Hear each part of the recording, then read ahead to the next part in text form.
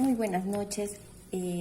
Aquí agradeciendo al Instituto Tecnológico Superior de Transporte, quien por medio de ellos nos han brindado el conocimiento, nos han impartido unos webinars en donde mi tema a escoger es el agentes de seguridad y control, su rol protagónico en la primera línea de acción en tiempos de crisis. Como facilitadores, el doctor Martín Saquicela y la abogada Janet López. A continuación, vamos a ver una pequeña reseña histórica de la Comisión de Tránsito del Ecuador. La Comisión de Tránsito del Ecuador, en la actualidad, con 72 años de servicio, prestando el servicio a la ciudadanía en las redes estatales y cantonales, de acuerdo a las delegaciones por parte de los gobiernos autónomos descentralizados y municipales, de acuerdo a su circunscripción. La Comisión de Tránsito del Ecuador tiene como funciones y responsabilidades el control operativo de tránsito, la Oficina de Investigación de Accidentes de Tránsito y la formación de agentes civiles de tránsito. A partir de marzo, cuando se inició la pandemia, el gobierno declara en estado de excepción, donde da a conocer el decreto 1017, el decreto 1052 y el decreto 1074. En el decreto 1017 declárese el estado de excepción. Artículo 3. Suspender el ejercicio del derecho a la libertad del tránsito, a la libertad de asociación y reunión. En el artículo 4 nos indica determinar que el alcance de las limitaciones del ejercicio a la libertad del tránsito es mantener la cuarentena comunitaria, obligatoria para evitar el contagio. En el artículo 8 nos indica imítase por parte de todas las funciones del Estado y otros organismos institucionales de la Constitución de la República del Estado, resoluciones que consideren relacionados para que se proceda a la suspensión en términos y en plazos que haya lugar, en procesos judiciales y administrativos. El artículo 9 nos menciona que determinar a la ciudadanía en general que debe permanecer en cuarentena comunitaria obligatoria, en términos que disponga al Comité de Operaciones de Emergencias Nacionales y respecto de todos los eventos, afluencias y congregación masiva. Es importante conocer también que en el decreto 1052, en donde indica renovar el estado de excepción. En el artículo 2, disponer la movilización en todo el territorio nacional de todas las entidades administrativas públicas, central e institucional, en especial a las Fuerzas Armadas, Policía Nacional, Ministerio de Salud Pública, en marco de sus competencias. Artículo 3. Suspender el ejercicio del derecho a la libertad de tránsito y libertad de asociación y reunión. Artículo 4. Determinar que el alcance de limitaciones del ejercicio a la libertad del tránsito es mantener el aislamiento y distanciamiento de acuerdo al color de semáforo. Artículo 7. Dispone la desactivación de la zona especial de seguridad y las fuerzas de tarea conjunta establecida en la provincia del Guayas, según el decreto 1019. Artículo 11. Disponer las requisiciones en caso de extrema necesidad y en el estricto cumplimiento del ordenamiento jurídico para mantener los servicios que garantice la salud pública, el orden y la seguridad. Asimismo, en el artículo 12 indica que el estado de excepción durará 30 días. A continuación, vamos a explicar sobre el decreto 1074, donde nuevamente se declara el estado de excepción. En el artículo 2 se mantiene adicionalmente, se agrega al respecto de la emergencia económica, dispóngase la disposición en toda la movilización en todo el territorio nacional al Ministerio de Economía y Finanzas, Ministerio de Agricultura, Ministerio de Ganadería, Ministerio de Producción y Comercio Exterior, Inversiones y Pescas y Ministerios de Trabajo que coordinen en el marco de sus competencias para reactivar la economía. En el artículo 3 se mantiene adicionalmente el COE nacional dispondrá los horarios adoptados por el gobierno descentralizado, de acuerdo a las necesidades de cada cantón. En el artículo 4, declárese el toque de queda a nivel nacional en términos que disponga el COE nacional de cada cantón. Aquellos sectores económicos y actividades laborables que estén incluidos en la reactivación laboral y productiva. En el artículo 13, el estado de excepción regirá durante 60 días a partir del decreto ejecutivo. Es decir, que se aumenta, que se duplica del artículo 1052, el estado de excepción de 30 días, en el artículo 1074 se duplica a 60 días.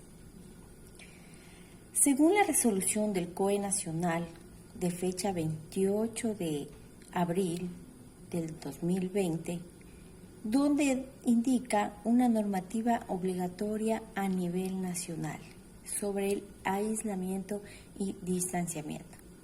Se mantiene el aislamiento obligatorio mayores de 60 años y personas cuya condición médica disponga en situación de vulnerabilidad frente al COVID-19. Se mantiene asimismo el uso de la bioseguridad, en este caso el uso obligatorio de mascarillas, cubrebocas. Respeto irrestrictivo a los salvoconductos nacionales. Se mantiene la prohibición de eventos públicos, masivos y deportivos.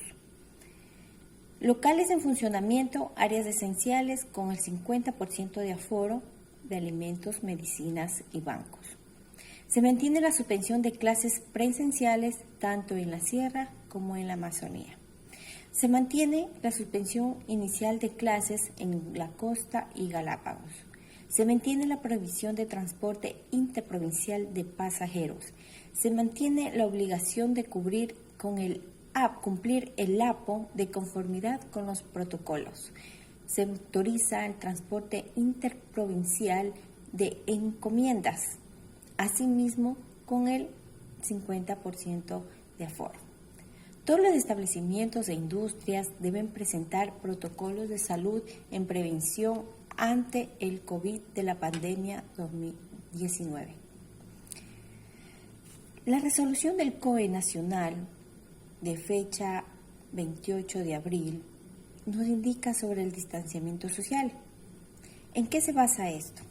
Esto se basa en la semaforización del territorio nacional. Como semaforización tenemos semáforo rojo, amarillo y verde.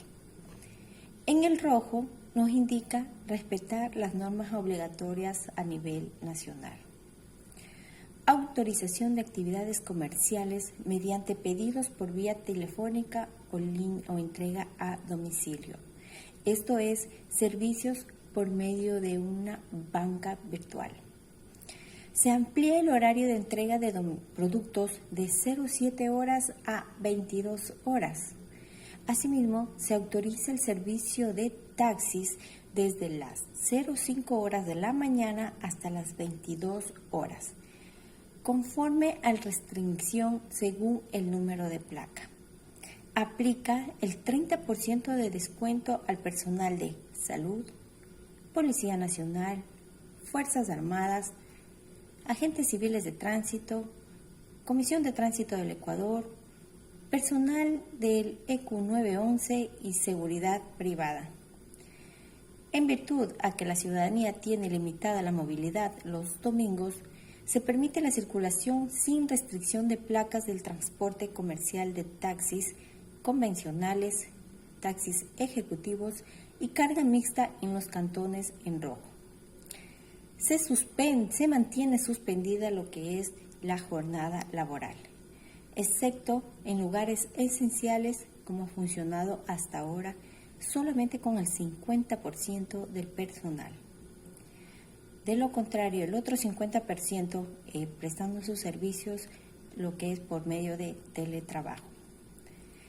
Según el último número de placa, un día de circulación de automóvil por semana, prohibición de fines de semana como ha funcionado hasta el momento. El toque de queda se mantiene desde las 18 horas hasta las 05 horas. La autorización laboral adicional solo en proyectos pilotos autorizados por el COE nacional, sector de construcción, como por ejemplo podemos mencionar. Asimismo, en el semáforo amarillo, según el COE nacional, nos indica ciertas restricciones. En instituciones públicas, la máxima autoridad de cada institución regula la actividad laboral, teletrabajo, como prioridad. Puede retomar trabajo presencial con un máximo del 50%. A su vez, se faculta la organización de turnos para emitir aglomeraciones. Recordando que el cambio de semáforo es de acuerdo a las necesidades que se presenten en cada cantón de los gobiernos autónomos descentralizados. En las empresas privadas, todos los sectores no esenciales deciden el momento de retomar sus actividades. Teletrabajo como prioridad. Puede retomar trabajo presencial hasta el 50% del personal a su vez. Se faculta la organización de turnos para evitar aglomeraciones. Asimismo, tomando en cuenta que las personas que se encuentran tanto en estado de gestación, en estado de maternidad, ellos quienes tienen su derecho de realizar su teletrabajo en sus domicilios. Asimismo, personas que tengan discapacidad. Todas las actividades deben contar con protocolos y mecanismos de supervisión de síntomas para empleados o clientes, es decir, realizar las pruebas de COVID, el uso de bioseguridad, como el alcohol, el gel, mantener un protocolo donde se evite la aglomeración de personas. Se autoriza a la atención de consulta externa en todas las especialidades médicas. Se reduce el toque de queda de 21 horas a 05 horas. El servicio de taxi laborará hasta las 22 horas y circulará de acuerdo al último dígito de placa. En virtud que la ciudadanía tiene limitada movilidad los domingos, se permite la circulación sin restricción de placa del transporte comercial de taxis convencionales, taxis ejecutivos y carga mixta de los cantones. Se autoriza el transporte urbano e interparroquial. La ocupación por una unidad será máximo del 30%, la incrementación de la circulación vehicular 2 días por semana según el último dígito. Domingo prohíba la circulación vehículos y actividades particulares, las actividades comerciales en las cuales podrán funcionar con un aforo. Una vez, lo que acabamos de detallar es en semáforo amarillo. A continuación, en semáforo verde, recordándoles que esto es de acuerdo a la decisión de parte del COE nacional de cada cantón. En semáforo verde podemos indicar que las instituciones públicas, la máxima autoridad de cada institución regula la actividad laboral, teletrabajo como prioridad. Se puede retomar el trabajo presencial máximo con el 70% de personal a la vez. Se faculta la organización de turnos para evitar aglomeraciones. Teletrabajo como prioridad. Circulación vehicular según las placas, pares o impares. Pueden circular de acuerdo al último dígito de placa y de acuerdo al día de la semana que les corresponda. Se autoriza el funcionamiento de comercios con aforo del 50%. Asimismo, se autoriza el transporte urbano, interparroquial e intercantonal. La ocupación máxima será de un 50%. asimismo cumpliendo ciertos protocolos.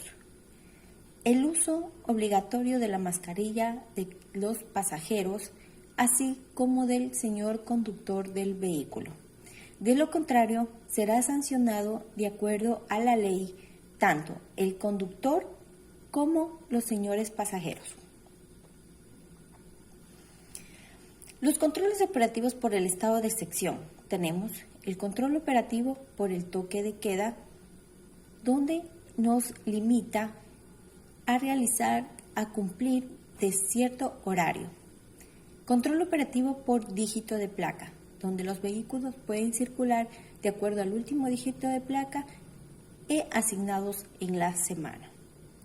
El control operativo por el mal uso o fraudulento de los salvoconductos, los mismos que son emitidos por la Agencia Nacional de Tránsito, en donde nos permite ingresar por medio de un código QR. Quienes lo hagan el mal uso del salvoconducto se procederá de acuerdo al decreto, donde el vehículo será retenido por 7 días, asimismo con un valor de una remuneración. De acuerdo al acuerdo interministerial 004, el toque de queda lo definimos como la circulación prohibida de cualquier persona fuera del horario autorizado por el COE nacional. Asimismo, la definición de la restricción vehicular según el último de placa se extenderá la circulación a cualquier vehículo cuyo último dígito de placa no esté autorizado de acuerdo al calendario establecido. Donde también podemos indicar la utilización del salvoconducto es solo para fines distintos a los declarados en el momento de su obtención y para otros no previstos de acuerdo a lo dispuesto por el protocolo para la emisión y control de salvoconductos vigentes. El uso fraudulento del salvoconducto es un documento elaborado y obtenido por cualquier medio distinto a aquel previsto en el protocolo por la emisión y control de salvoconductos vigentes.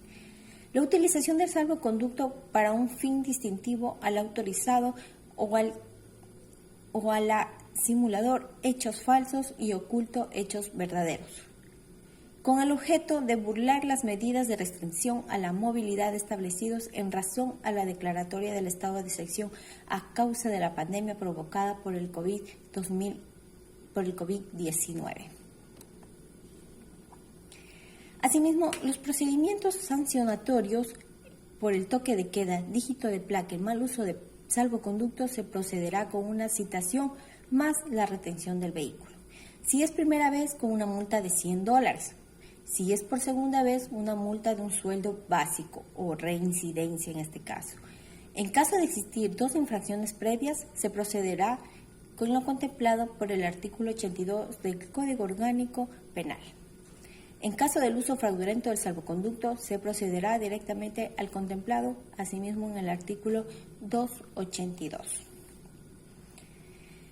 Según la resolución del COE Nacional de fecha 12 de junio del 2020, la circulación de los vehículos que prestan el servicio de transporte interprovincial mantendrá concordancia con lo dispuesto en la resolución del COE Nacional del 27 de mayo con relación al último dígito de placa par e impar y el día domingo con la libre circulación.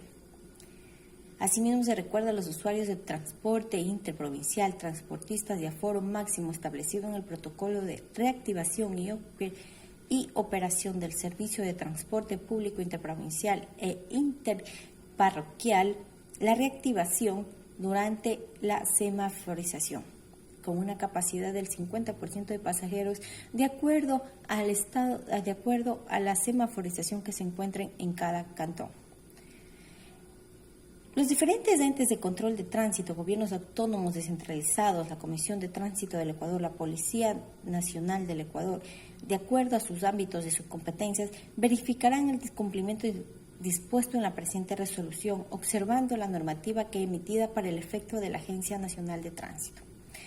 El incumplimiento de los siguientes será sancionado de conformidad a lo prescrito en el artículo 80, 81, 82 de la Ley Orgánica de Transporte Terrestre, Tránsito y Seguridad Vial. Agradecemos y espero que les sirva este video emitido para el conocimiento de la ciudadanía a cumplir con las normas establecidas por el COE nacional. Así evitaremos el contagio, la aglomeración de personas, como casas asistenciales de salud colapsadas. Hoy aquí se realiza una campaña de cuidarnos uno mismo para así salir de esta situación. Muy agradecida con el Instituto Tecnológico Superior de Transporte, quien nos brindó sus conocimientos mediante el doctor Martín Saquicela y la abogada Janet López. Gracias.